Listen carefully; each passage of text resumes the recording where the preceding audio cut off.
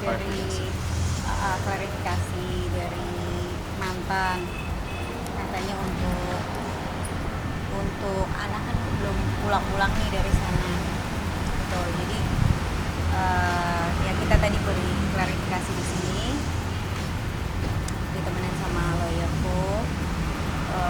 Ya aku jelasin, kebetulan aku baru tahu ternyata anaknya juga dibawa ke sini kemarin sama papanya.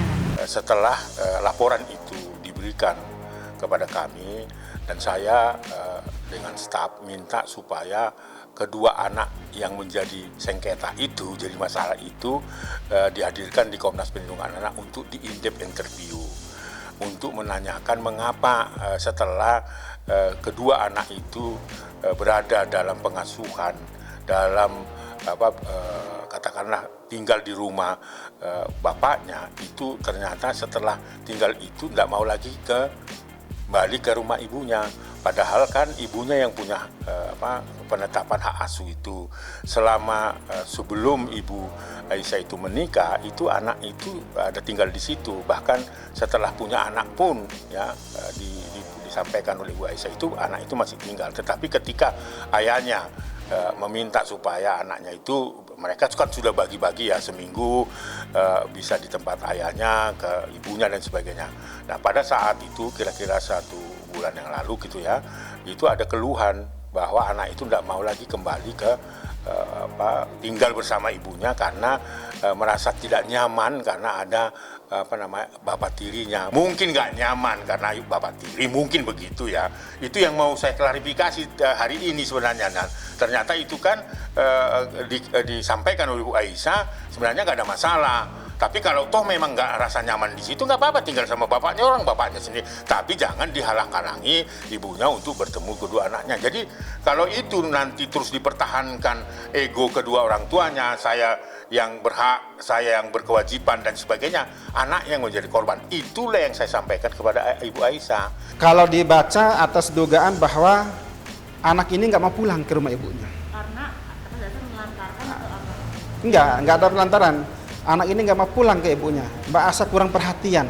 Dari mana? Gitu. Dari mana kurang perhatiannya? 24 jam diberikan perhatian kepada anak. Itu kan mengada-ngada. Anak kecil gitu. Nggak ada itu. Jadi katanya Mbak Asa kurang perhatian, tidak ada waktu. Padahal Mbak Asa udah jarang syuting. Udah di stay home terus.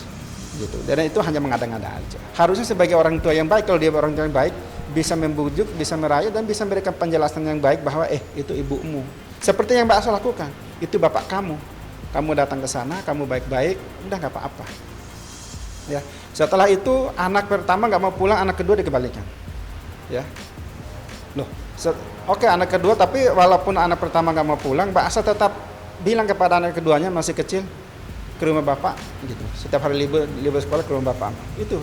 Nah, setelah beberapa bulan terakhir ini, anak kedua pun ikut diambil. Sama sekali nggak suruh ke rumah ibunya. Kan ini nggak baik. Ya. Kami bisa kok melakukan laporan polisi. Ada kok bukti-bukti undang-undang ITE-nya terbukti. Kami bisa kok mendesak, kan dia statusnya tersangka di Polsek Kelapa II, Tangerang hari ini sampai hari ini. Karena kasus penipuan dan penggelapan. Syafiq masih status tersangka. Di mana seharusnya status tersangka hilang dia kok.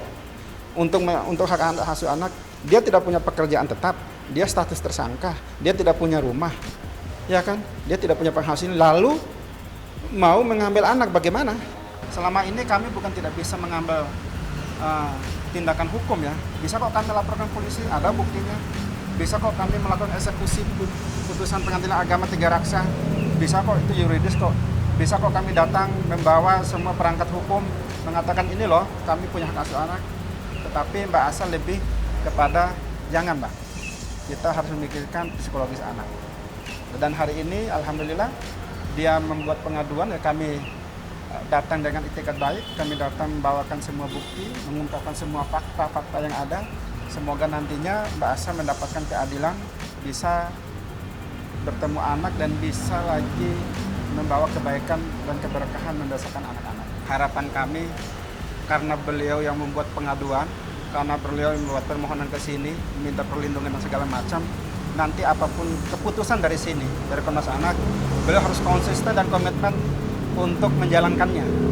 Jangan karena habis dari sini, lalu ada keputusan, lalu beliau tidak mau komitmen dan konsisten. Jangan lagi. Udahlah, nggak usah lagi jadi orang yang kayak nggak punya tanggung jawab terhadap persoalan-persoalan untuk mendasarkan anak. Jangan sok tanggung jawab juga, gitu, bisa mendasarkan anak sendiri, nggak boleh. Apapun posisi Mbak Asa, dimanapun kedudukan Mbak Asa, apapun hari ini Mbak Asa tetap ibu kandungnya, nggak bisa tergantikan oleh siapapun. Ya perubahannya pasti, perubahannya drastis dari nggak sopan bukannya gimana ya, maksudnya omongannya dia tuh nggak sepantasnya omongan yang dilontarin sama anak seumuran 9 tahun, 10 tahun tuh gitu.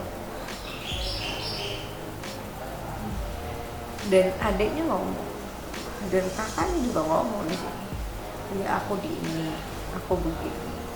Bukan dia nggak ngomong di sana gimana, ada yang jelekin loh gitu si enteng anaknya. Aku bilang ya Allah,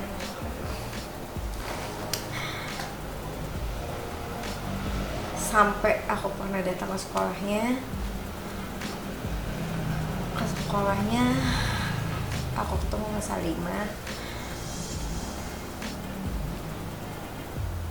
Aku ingat itu beberapa bulan lalu, terus di depan kelas tuh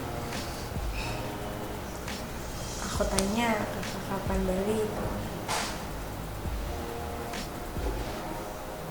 yang dia jawab, dia malah jawab nanti ya mah jemput aku, ketemunya di KPAI aja. Itu sumpah demi Allah aku shock. Aku bilang ya Allah, kakak tahu dari mana? Masa kakak tahu nama KPAI ini apa? Kakak tahu apa ini? Aku sampai ya Allah, kok bisa ya anak umur 9 tahun ngomong begini?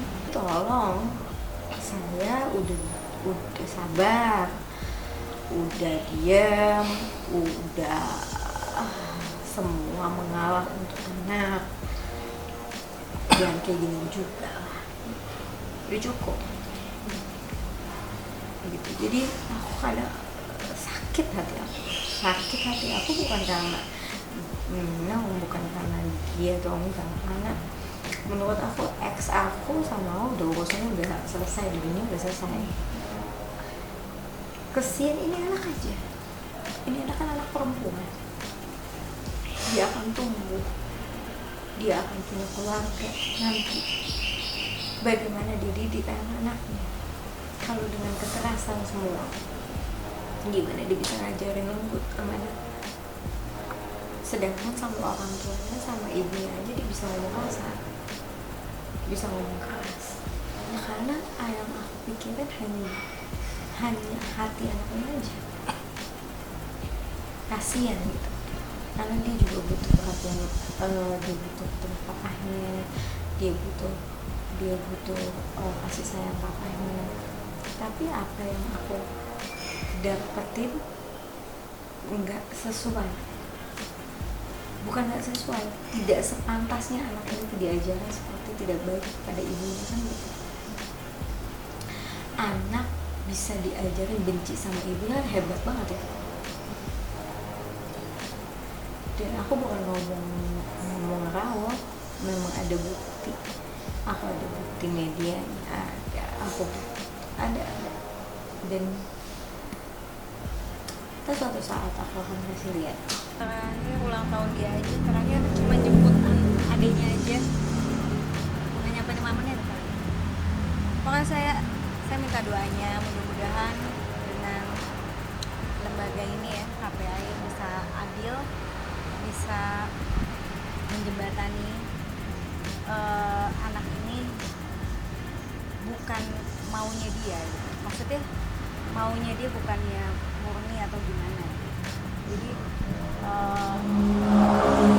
yang adil aja lah, yang memang saya kan ibu,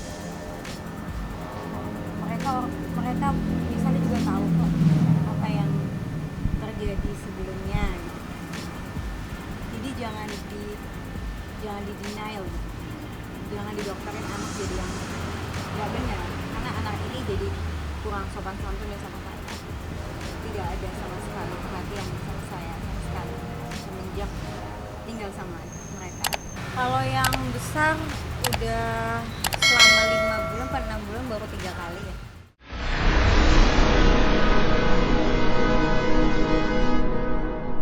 Jadi jangan lupa untuk subscribe Cumi Cumi. Ditekan ya tombol lonceng merahnya.